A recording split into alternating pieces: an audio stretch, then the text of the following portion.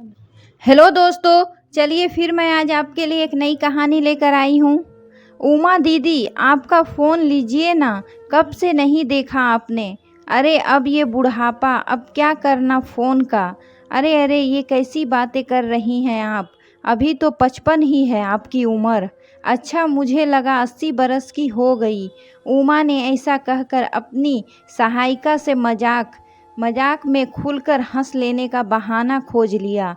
सहायिका भी हंसने लगी तो उमा ने कहा, वाह, हंसकर मज़ा आ गया। पता है, ये दवाई है। विनोबा भावे कहते थे कि दिन में एक बार खुलकर हंसना ही चाहिए। अच्छा, यह सुनकर सहायिका और ज़ोर से हंसने लगी कि बाहर किसी ने दस्तक दी। सहायिका देखने गई और नोटों का बंडल हाथ में लेकर लौटी। किराया है, अच्छा गिन लो और फिर मुझे दे दो, कहकर उमा मन ही मन अपने मैनेजर का आभार व्यक्त कर रही थी। आजकल जब से वो बाथरूम में फिसल गई थी, वो गेस्ट हाउस का किराया वगैरह नगद ही देकर जा रहे थे। चलो, यह भी एक उपकार है, कहकर उन्होंने बंडल हाथ में ले लिया और 10,000 गिनकर सहायिका को चट से दे दिए। अरे दीदी, 9,000 की जगह 10 दे दिए आपने। अरे बिल्कुल, तुम्हारे जन्मदिन के लिए एक पसंदीदा कुर्ता खरीद लेना। ओहो दीदी, 4 सुंदर कुर्ते तो 3 महीने पहले आप कोलकाता से लेकर आई थी। आपके स्वयं सहायता समूह की प्रदर्शनी लगी थी ना, जब आप गई थी तो वो अभी सारे नहीं पहने। अरे जन्मदिन का तो शगुन होता है, कहकर उमा ने आंखें बंद करने का अभिनय किया। जबकि उमा को जन्मदिन कहते ही अपने माता पिता, घर, दादा दादी याद आते जा रहे थे। मन भावुक हो रहा था। बचपन से कितनी जिद्दी थी उमा। 2 भाई और वो उनकी लाडली बहन। दादा दादी कितना प्यार देते थे उसको। जब 8वीं कक्षा में आते आते वो स्कूल के बाहर बाइक पर खड़े रहने वाले पराग को दिल दे बैठी थी, तब से हर समय दादा दादी के कमरे में ही रहती कि कहीं माता पिता की नज़रें उसकी आंखों में उमड़ता प्यार, उसकी वक्त बेवक्त की मुस्कान पकड़ न ले। दादा दादी के बड़े कमरे में तो उसका ही साम्राज्य था। यह सब 12वीं तक ऐसे ही रहा। मोतियाबिंद के मरीज और कानों से कम सुनने वाले बुजुर्ग दंपत्ति ना तो उसका प्रेम पत्र पढ़ पाते थे और ना ही उसकी डायरी। माता पिता को खुद बुद्धू बनाया था उसने। उमा अपने जन्मदिन पर माता पिता, भाई और दादा दादी सब से नगद रुपए लेती और लुटा देती पराग पर। उफ, क्या चालाकी से उमा ने पूरे परिवार को अंधेरे में रखा। पढ़ाई में अच्छी थी और प्यारी थी, किसी को कुछ पता न चलने दिया। फिर पराग से जो प्यार का धागा जुड़ गया था, वो तो उन 4 सालों में जैसे किसी जन्नत जैसी जिंदगी का जीता जागता उदाहरण था। उसे बाइक पर घुमाने वाले पराग ने कितनी ही बार कसम खाई थी कि वो 18 की होगी तो उस दिन उससे विवाह कर लेगा और वो दोनों लखनऊ से आगरा जाकर वहाँ एक नया जीवन शुरू करेंगे। उन दोनों का प्यार देखकर दोनों के घरवाले भी मान जाएंगे। उस दिन सुबह से ही बहाना बनाकर चली गई। जन्मदिन है आज, घर रहो सबने कहा, पर रोज ही जन्मदिन होता है, कहकर वो घर से खिसक गई। और पराग ने उसका 18वां जन्मदिन कितनी धूमधाम से मनाया। पराग के कुछ दोस्त भी थे, उसने आज ही देखे थे और शाम को उन सबकी उपस्थिति में मंदिर में उसकी मांग भी भर दी। अभी तो उजाला है उमा, चलो अब हम पति पत्नी भी बन जाएं, कहकर पराग उसे एक रिजॉर्ट में ले गया। देर रात तक जब उमा घर नहीं आई तो उसे खोजा गया। वो उसी रिजॉर्ट के एक कमरे में बेहोश मिली। सब गायब थे। पराग तो 24 साल का नौजवान था, दुनियादारी जानता था। यार दोस्तों के साथ इतना बड़ा कांड करके उसका कोई अता पता नहीं था।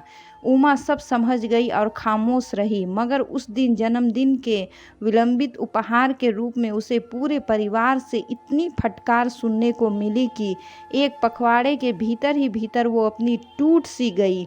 बस, अरे एक संदेश आया है, एक बस में बैठी और घर से भाग गई। फ़ोन पर उसे हिलाकर सहायिका ने कहा तो उसने फ़ोन पर नज़र जमाई। पढ़कर वो बर्फ़ हो गई। सोचने लगी कि उमा तो सब एक पेड़ जैसी हो गई है और बेटे ने तो तेरा ऐसा इस्तेमाल किया कि कुर्सी ही बना लिया था। आज उसने संदेश भेजा था कि मम्मी मेरा बेटा विदेश जा रहा है, अब 15 से 25 की उम्र तक वो विदेश में ही रहेगा, तो मम्मी मैं अब 1 महीना आराम से आपके साथ घर पर रहना चाहता हूँ, खूब सारी छुट्टियाँ बची है मेरी।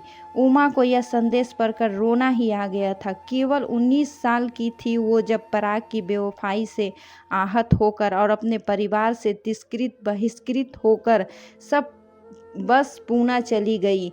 बस कंडक्टर को सब बताया तो उसने रेन बसेरा इधर है, यहाँ रहना खाना मुफ्त है, आगे का खुद सोच लेना कहकर उसे बस से उतार दिया। महीनों यहाँ रही, मजदूरों का जीवन जिया और एक उदार भोजनशाला मालकिन के यहाँ अमन का जन्म हुआ।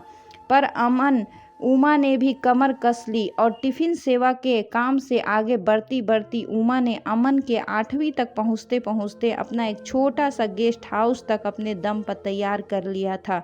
जब बेटा अमन 8वीं में आया तो उमा को 33 साल पहले अपनी वो 8वीं कक्षा याद आ गई, जब वो पराग के प्यार में अंधी बहरी गूंगी होकर खुद बिखरने लगी थी। पर अमन बहुत होशियार था, वो पढ़ता लिखता था। सब बच्चे नानी के घर जाते हैं, मैं नहीं जाता, मेरे पापा के परिवार में कौन था। जब उस दिन 12 साल के अमन ने जिद कर दी तो उमा ने बता दिया कि पराग जो तुम्हारे पापा थे वो ये रहे, ये लो इस अखबार में देखो। तब अमन ने ट्रक दुर्घटना में पराग की दर्दनाक मौत की वो पूरी खबर पढ़ी। मगर ये तो 2 साल पहले की बात, मैंने तो इससे पहले अपने पापा को देखा ही नहीं। जब उत्सुकता मन में अमन ने अपनी जिज्ञासा जाहिर की तो उमा ने अपनी प्रेम कथा सुना ही दी और इस तरह अपनी मम्मी का सब अतीत वो जान ही चुका था। पढ़ते हुए मेहनत करते केवल 21 साल की उम्र में एक अच्छी सी नौकरी मिलने पर जब अमन चंडीगढ़ जाने लगा तो उमा ने उसे रोका था, यह कहकर कि पूना, मुंबई या नागपुर में काम खोज ले। और फिर ये गेस्ट हाउस भी अमन का ही था। मगर युवा अमन के मन की तिरंगा और कुछ ही हिलोड़े मार रही थी और सोनी जो उसकी प्रेमिका भी थी, उसके संकेत पर अमन ने चंडीगढ़ जाकर नौकरी करना ही पसंद किया था। बाद में उमा को पता चला कि सोनी और अमन ने विवाह कर लिया और सोनी के मामा का चंडीगढ़ में कारोबार है। अमन उनके साथ ही काम कर रहा था। खैर जो भी है अच्छा है। उसने अमन को आशीर्वाद और स्नेह दिया। जब अमन पिता बना तो वो भी चंडीगढ़ गई। वहाँ तो नज़ारा ही अलग था। ढेर सारी दौलत के ढेर पर बैठा उसका अमन अभी पैसे की चकाचौंध में नीम बेहोशी था। ये तो भी अपना अभी दीवाना है। और मन ही मन खुद से बोलकर वो यह सब भांप कर चुपचाप लौट आई थी। मगर इस घटना के 2 साल बाद ही अमन को एक दिन कारोबार से हटकर अपना अलग काम शुरू करना पड़ा।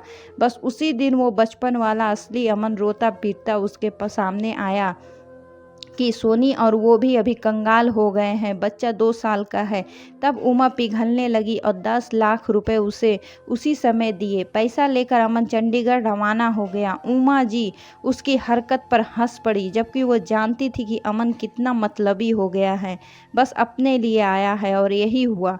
उस दिन के बाद तब से अमन ने कभी भी खुलकर फ़ोन पर बात तक नहीं की और आज ये संदेश भेजा कि 1 महीना आनंद से गेस्ट हाउस में रहना है, चैन की सांस लूँगा और भी 2 अतिरिक्त कमरे खुलवा कर साफ करवा देना, दोस्त भी आ रहे हैं। उमा को कितनी हंसी आ रही थी।